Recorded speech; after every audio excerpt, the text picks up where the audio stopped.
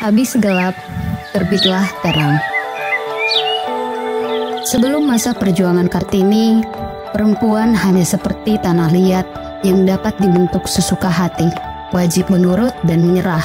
Namun, kegelapan tidak akan selamanya gelap. Perjuangan Kartini menjadikan terang yang membawa semua perempuan memperoleh kemerdekaan dalam setiap aspek kehidupan. Wanita diberi kemerdekaan tak hanya berperan sebagai ibu, namun juga dapat belajar, berkarir, dan memberikan karya yang hebat. Semua orang bebas berekspresi dan bisa membawa perubahan bagi negara, memberikan ide-ide kreatifnya, serta mampu berprestasi tanpa batas.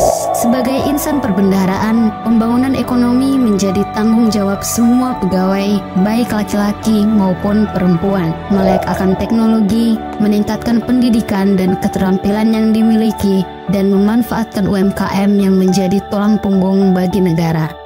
Dengan semangat juang yang tinggi, terinspirasi dari semangat Kartini, kami siap membawa diri demi perubahan negeri.